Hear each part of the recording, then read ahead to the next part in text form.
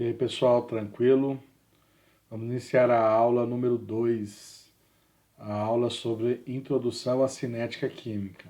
Nessa aula a gente ainda vai estar vendo alguns fatores que influenciam a velocidade de uma reação química e também nós vamos ver também a lei da velocidade e um exemplo também sobre esse tipo de exercício. Qualquer dúvida eu estou à disposição. Vamos começar lá então.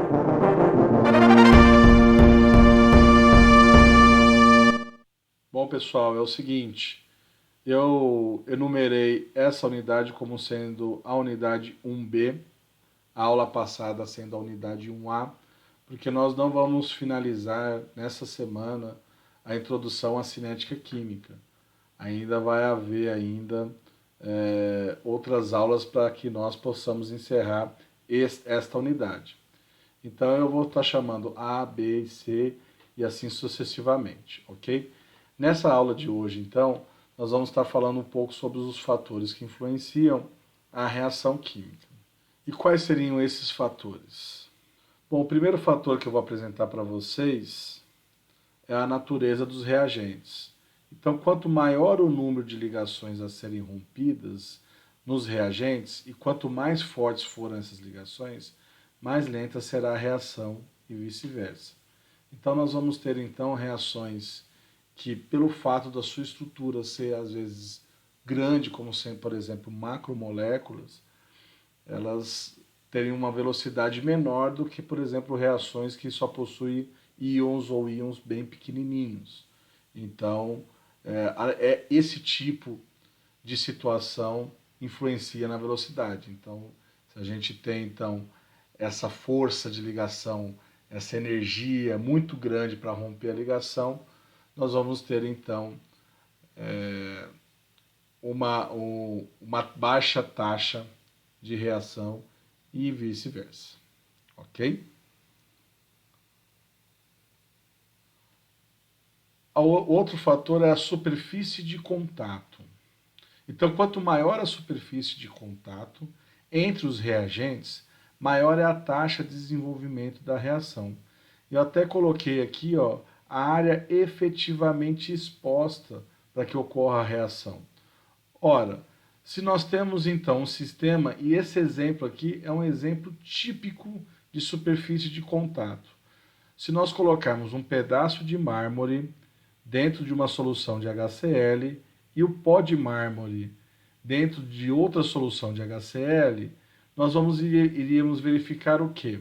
A liberação de CO2, né? Nós sabemos que o mármore tem carbonato de cálcio, então ele vai formar cloreto de cálcio mais CO2 e água. Qual seria então a reação mais rápida? A, de pedaço de mármore ou pó de mármore? Se nós traçarmos um gráfico de tempo pelo volume de CO2, nós vamos verificar o seguinte, que o pó ele ocorre de maneira muito mais rápida do que o pedaço.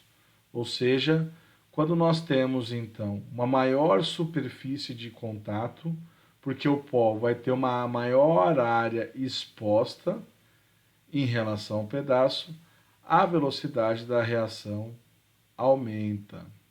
Então esse gráfico então nos demonstra esse tipo de situação. A próxima é luz e eletricidade.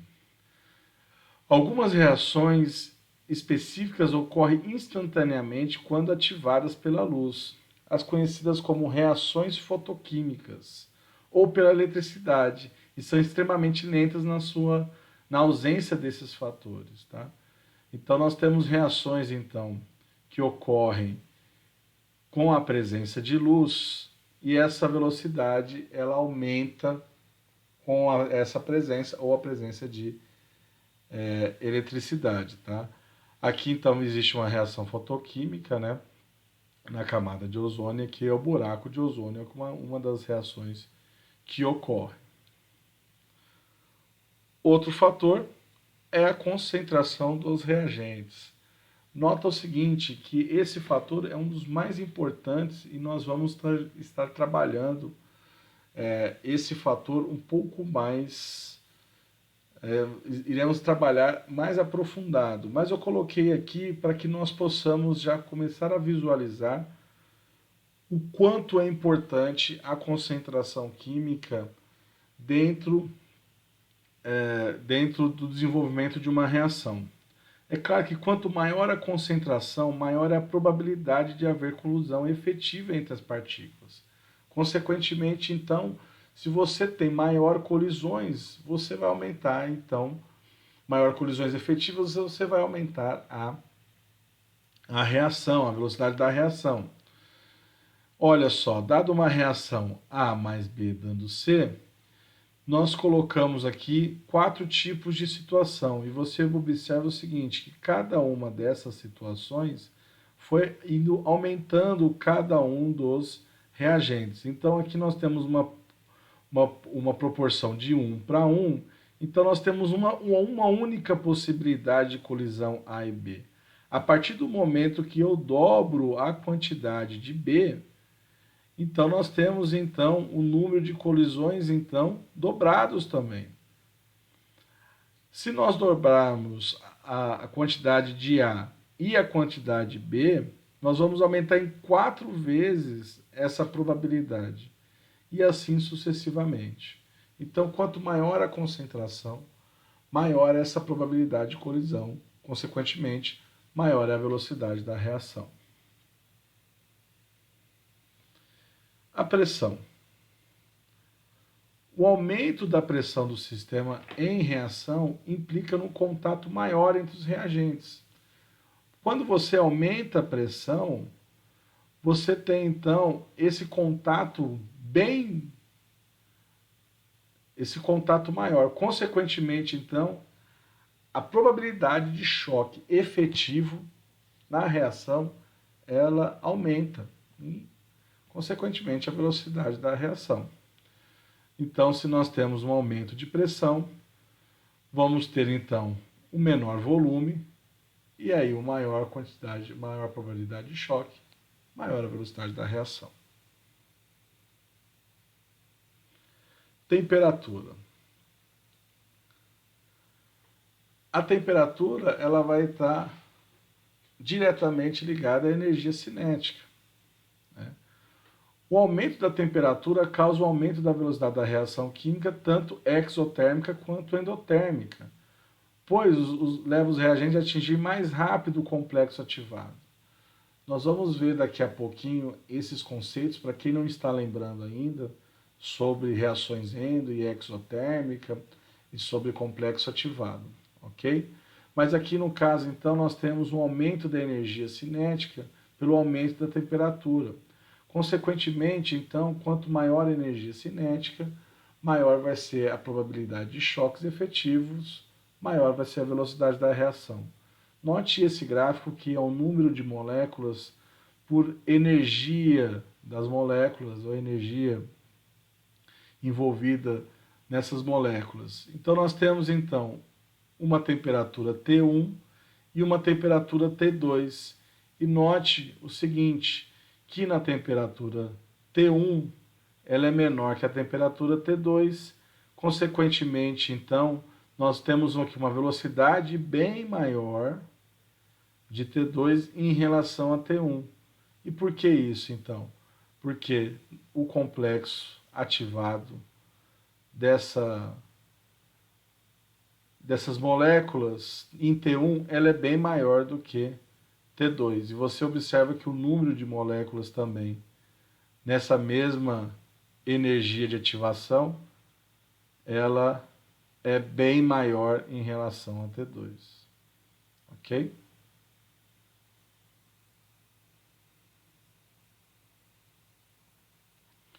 E os catalisadores? É importante destacar que os catalisadores eles participam da reação, mas eles não são produtos da reação. Então, temos que lembrar esse conceito de catalisadores para que não ocorra erros conceituais durante a disciplina. Então, o catalisador participa na formação do complexo ativado. Nós vimos que o complexo ativado ele é o intermediário da reação, onde ele tem uma energia enorme, uma energia gigante. Consequentemente, então, você tem essa energia para que ocorra a reação, aumentando a velocidade do desenvolvimento. Então, o que vai acontecer então? O catalisador nada mais é que ele consegue diminuir essa energia de ativação para que a reação ocorra numa maior velocidade, ou seja, no menor tempo. Então, eu sempre falo que o catalisador ele ensina o caminho da reação, ele ensina aonde a reação pode cortar os caminhos. Então, se você tem um caminho mais curto e um caminho mais longo, o catalisador ele ensina os reagentes a participar ou a trilhar o caminho mais curto. É claro que esse caminho mais curto vai determinar alguns intermediários ou algumas etapas nas reações, e nós vamos ver isso. O catalisador não fornece a energia para a reação, ele só diminui a energia de ativação. O catalisador participa da reação formando um complexo ativado de menor energia. Então, se você tem um complexo ativado de menor energia, significa que a reação, então, ela é mais rápida. O catalisador não altera o ΔH. Você tem que lembrar que o ΔH da reação, ela não se modifica. O que se modifica é se você consegue diminuir ou não a curva da energia de ativação. O catalisador pode participar das etapas da reação, sendo recuperado no final em massa e em composição. Nós temos então a possibilidade de recuperação do catalisador, porque o catalisador ele vai sair ao final da reação. Então, do mesmo jeito que ele vai entrar, ele vai sair da reação. Então, é possível então a gente tá recuperando esse reagente. Então, note o seguinte, ó. Nós vamos ter então esse gráfico aqui é um gráfico de energia para o caminho da reação. Essa energia, então, dessa reação, nós temos aqui a linha vermelha, a reação sem o catalisador, e a linha verde, a reação com o catalisador. Note que o complexo ativado com o catalisador é menor, consequentemente, a reação ela é mais rápida. Então, a ação catalítica só é possível quando existe afinidade química entre os reagentes. Isso significa que não há catalisador que faça ocorrer uma reação não espontânea. Então, observe o seguinte, se nós temos, então, uma reação que tem um ΔG menor que zero, ou seja, uma reação não espontânea, não existe catalisador para catalisar essa reação, mesmo abaixando a energia de ativação.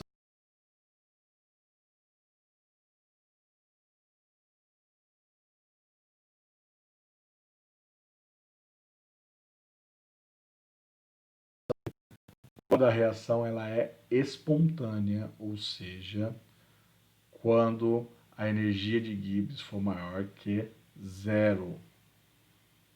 Tá bom? Se a reação for reversível, o produto de reagentes entre si, formando novamente os reagentes. Então, nós temos a reação direta e a reação indireta ou a reação inversa. Então, nós temos essa composição.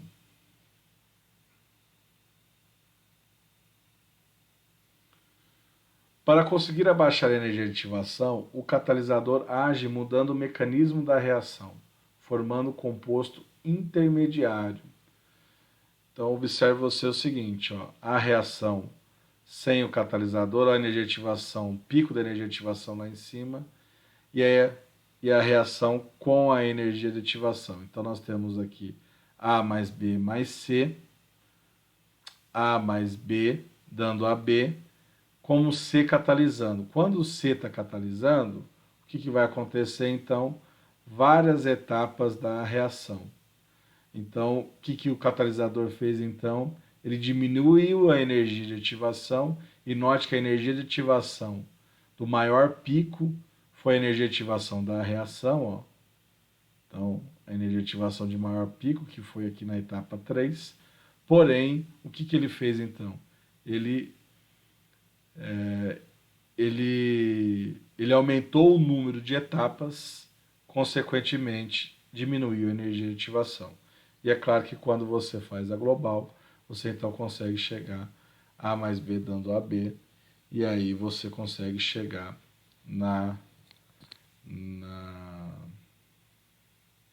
nos produtos dessa reação. Correto? Tranquilo?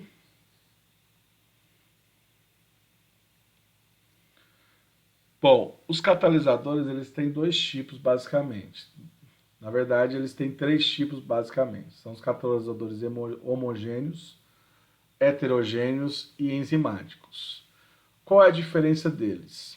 Os catalisadores homogêneos, eles estão na mesma fase dos reagentes, ou seja, ele faz um sistema totalmente monofásico. Por exemplo, CO2 gasoso com O2 gasoso e o próprio NO como sendo um catalisador também gasoso. Então, isso aqui se faz um sistema monofásico. Tá? Então, esse aqui é um processo chamado de catálise homogênea. Quando ocorre catálise heterogênea? Quando o catalisador está diferente da forma de estado de agregação dos reagentes. Tá? Então, por exemplo, pentóxido de vanádio, a formação aqui do trióxido de enxofre. Então você observa o seguinte, que toda a reação ou os reagentes estão no estado gasoso e o pentóxido de vanádio está na sua forma sólida. É claro que você tem catalisadores heterogêneos que é possível você recuperar com maior facilidade, porque ele está em fase diferente da dos reagentes. Então a ideia da catálise heterogênea ela é bem-vinda em muitos momentos e a gente vai perceber isso.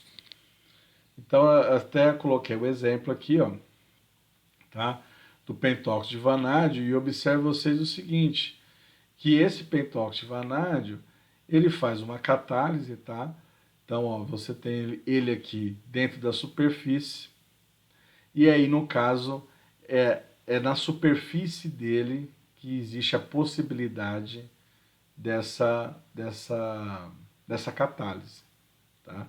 Então, o O2 ele vai ser absorvido pelo catalisador e aí ele auxilia, então, enfraquecendo suas ligações e aí ele reagindo com o oxigênio e formando o trióxido de enxofre. Tá? Então, nós temos essas possibilidades sobre catálise homogênea e catálise heterogênea. Já na catálise enzimática, você já deve ter visto em algumas das disciplinas envolvendo a parte de enzimas, né? Mas basicamente são catalisadores biológicos. A maior parte das enzimas são moléculas de proteína, com massas moleculares bem elevadas, né? E no caso são sistemas bem específicos, né? Que aí geralmente são esses sítios ativos que entre a enzima e o substrato vão estar interagindo para que acelerem a reação. É claro que o sistema enzimático, a gente tem vários tipos e vários aspectos de como elas se interagem entre o substrato e a enzima, né? Mas isso aqui é de forma mais geral. Os produtos possuindo a menor afinidade com as enzimas são dissociados. Então, na verdade, nós temos também os catalisadores enzimáticos.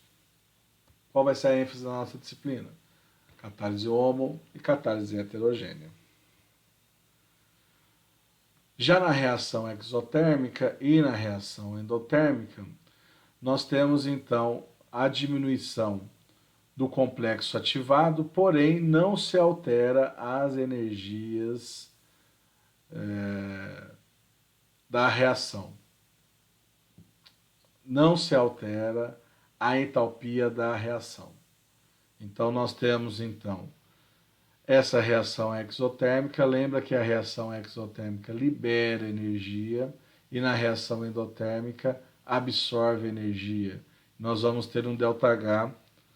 Nós vamos ter um ΔH aqui, no caso exotérmico, um ΔH menor que zero e endotérmico um ΔH maior que zero. Mas note que não houve nenhum tipo de variação da energia da reação. A única coisa é que alterou o seu complexo ativado. Bom, se nós temos os catalisadores que aceleram a reação, nós também temos os inibidores. E qual que é a ideia dos inibidores? É aumentar o complexo ativado. É você ter uma maior energia no complexo ativado, consequentemente, então, você tem aí uma menor velocidade para que ocorra a reação. Então, nós temos aqui o gráfico, ó. Então nós temos o reagente dando os produtos. Na primeira, o complexo ativado no 1 é sem o inibidor e no 2 com o inibidor. Então você nota que a curva com o inibidor é maior, então você vai ter uma menor velocidade dessa reação. Tranquilo, pessoal? Sossegado? Então vamos para o próximo. Bom, a lei das massas. É interessante a lei das massas e é importante que vocês prestem bastante atenção, porque foi observado o seguinte: quando nós vimos a aula passada, eu falei que a taxa da reação, ou seja, a velocidade de cada uma das reações, variam demais pelo fato da sua temperatura. Tá? E quem conseguiu determinar isso?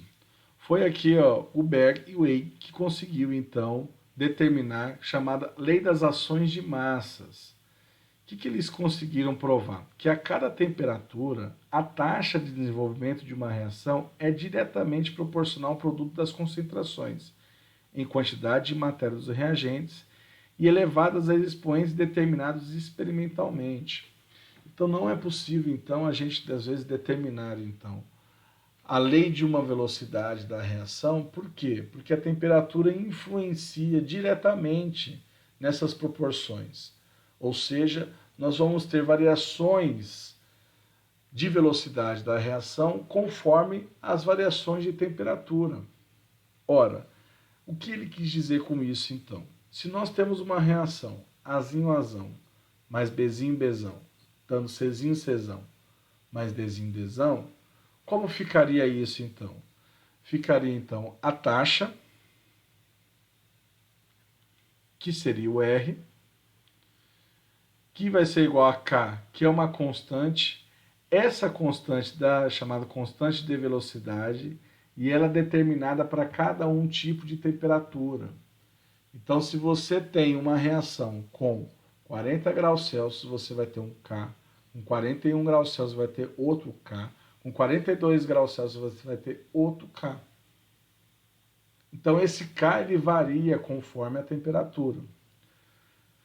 Vezes a concentração elevada a um expoente x, vezes a concentração de B elevado a um expoente y, vezes a concentração de C e assim sucessivamente. Nós notamos que essa relação aqui é uma relação de reagentes. Então, se aqui tivesse aqui, por exemplo, F, G, H nos reagentes, seria F, G, H, todos os reagentes nessa reação, nessa equação, desculpa. E o que seria A, então? A é a ordem. O que seria X? X é a ordem da reação em relação a A e Y é a ordem em relação a B, ou seja, o quanto esses reagentes interferem na velocidade da reação. É importante destacar que A e B, eles têm que reagir entre eles para formar C e D. Aqui nós estamos analisando a velocidade. Então, não necessariamente, por exemplo, quanto mais A vai interferir na velocidade da reação, ou quanto mais B interfere na velocidade da reação. Ela não tem essa ligação. Por isso que nós temos que identificar isso sempre por dados experimentais. Então nós vamos só conseguir determinar então essa ordem de A e essa ordem de B através de dados experimentais. E aí nós vamos também obter o quê? Uma chamada ordem global. Essa ordem global é a somatória de todas as ordens dos reagentes da taxa. Ora, se nós temos então esse tipo de expressão para a lei das ações da massa dentro da taxa de reação, nós conseguimos então fazer algumas determinações. E aí, nesse caso, então, a gente vai ter que fazer algumas condições também.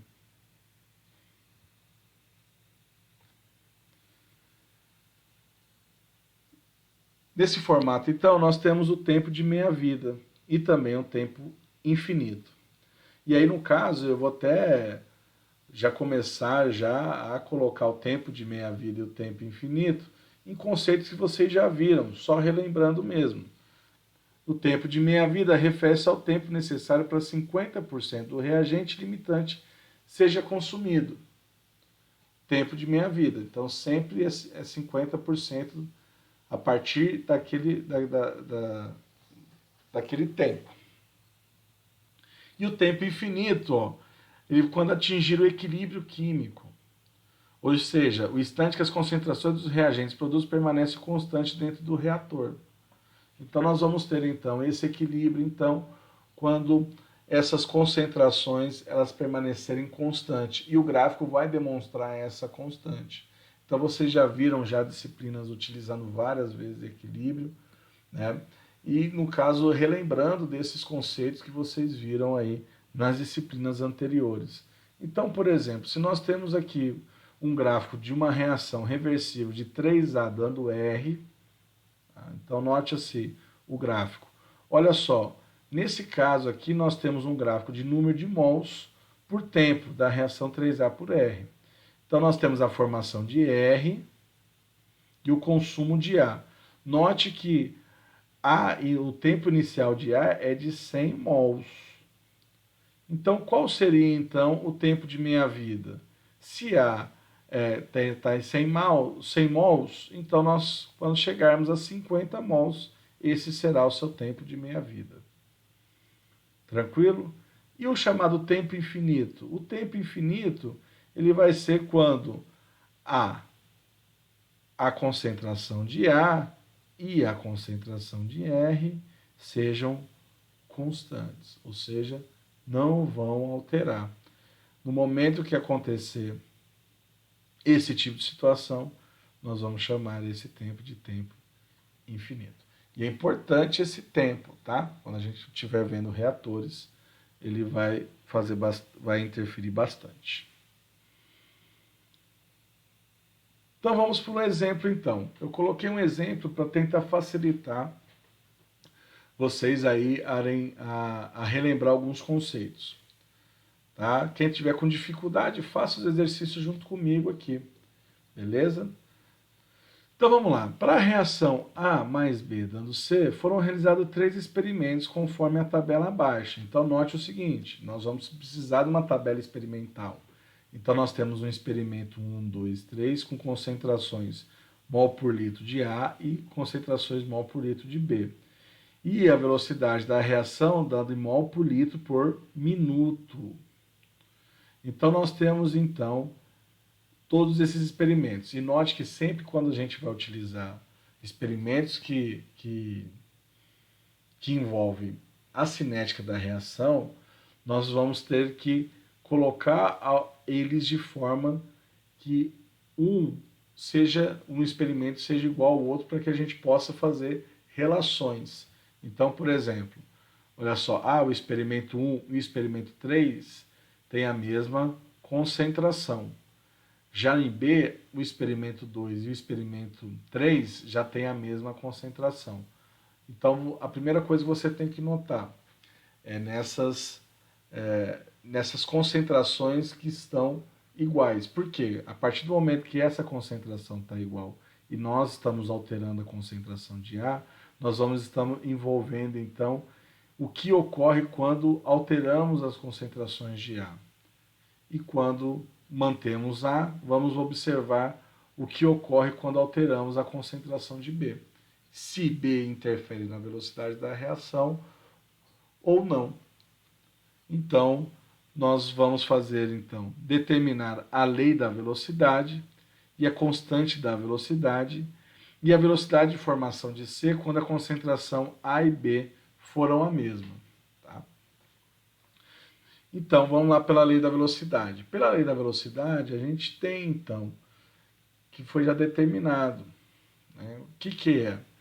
Considerando, primeiro, a temperatura tem que estar constante, que eu já falei para vocês.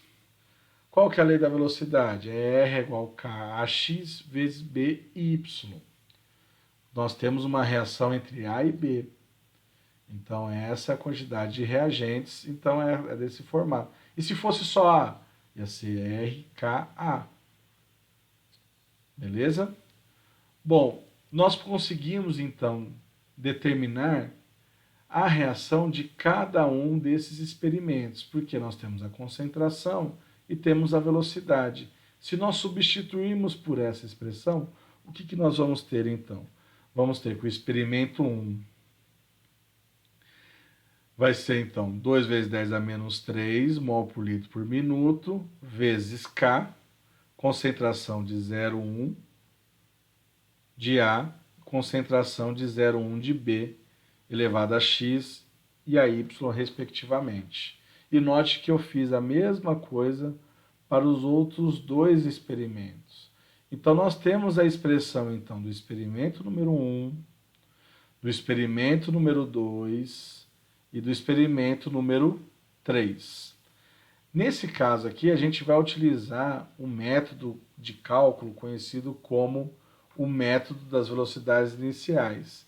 Nós vamos dividir, então, os experimentos. Observe o seguinte, nós vamos dividir o experimento 2 com o experimento 3. O que está acontecendo com 2 e com 3? B está ficando constante. Mas A, o que está ocorrendo, então? Ele está, se você pegar de 3 para 2, ele está duplicando. Ou de 2 para 3, ele está reduzindo pela metade. Então, vamos ver, então, inicialmente de A, se A interfere na reação. Então, esse método é conhecido como método das velocidades iniciais. E o que nós vamos ter, então? Nós vamos ter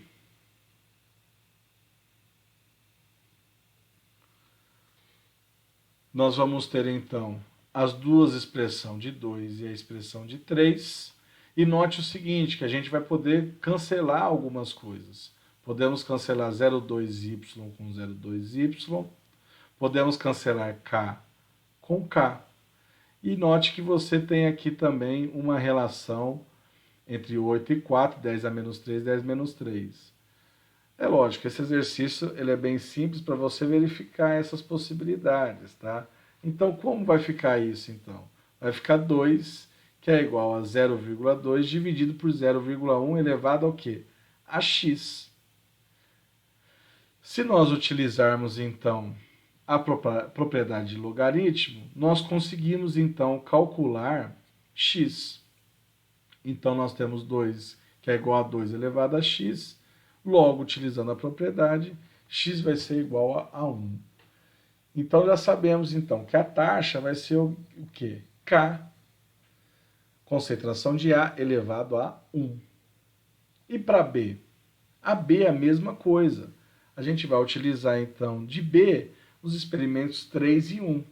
Quando nós utilizamos os experimentos 3 e 1, que é o que faz ocorrer a variação, nós vamos ter, então, o quê?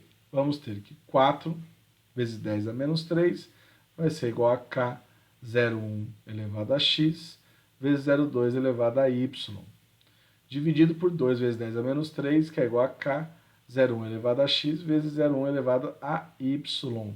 Então, note que nós podemos cortar 0,1x com 0,1x, K com K, e nós temos uma relação aqui entre 2 e 4. Essa mesma relação, então, utilizando a propriedade logarítmica, nós encontramos y igual a 1 também. Então, o que nós observamos, então? Que a lei da velocidade dessa reação específica, é R igual a K, concentração de A, vezes concentração de B, onde seus expoentes x e y é igual a 1. Se eu pedisse, por exemplo, qual que é a ordem dessa reação? A ordem da reação é a somatória de x e y, então a ordem da reação seria 2. Ok? E na B, ele perde a constante da velocidade. Então, a constante da velocidade vai ser o quê? O K. Se nós pegarmos, então, a expressão R igual a K, A, X, e B, Y, e nós sabemos que agora a reação X é 1 e Y é 1, podemos considerar o experimento 1, e olha o experimento 1 aqui, ó.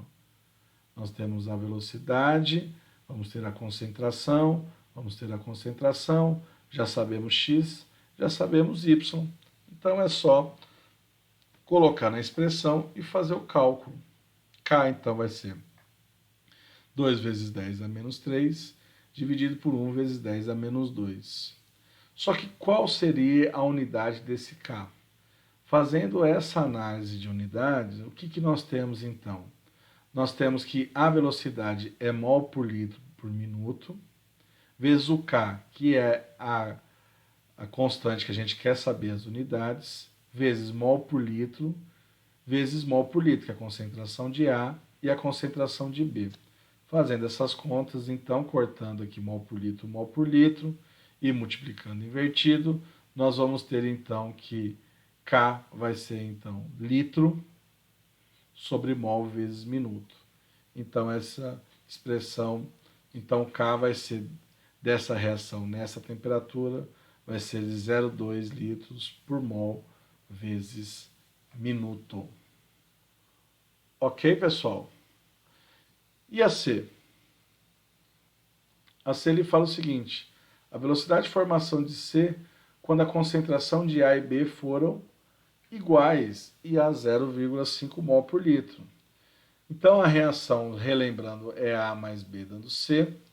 Então nós temos então que a reação em relação a A de consumo de A é KA vezes B.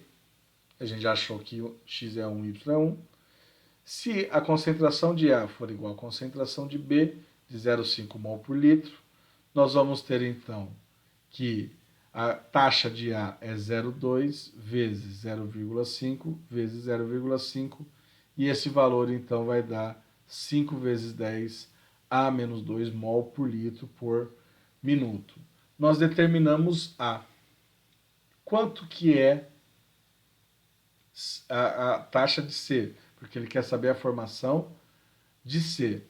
Nós sabemos que existe uma relação estequiométrica entre A e B e C, ou seja, existe uma relação estequiométrica entre essas taxas. Nós sabemos que menos RA sobre Azinho é igual a mais RC sobre Czinho. Relembrando que esse menos significa consumo e esse mais significa produção. Nós sabemos que Azinho é igual a Czinho, que é igual a 1. Então, sabemos que a reação, a taxa de A é igual à taxa de C. Então, vamos ter então que a taxa de C então é 5 vezes 10 mol por litro por minuto. Ora, se nós determinamos isso, nós conseguimos fazer algumas interpretações. Suponhamos então que a reação esteja ocorrendo em um tanque de mistura de 9 litros de volume.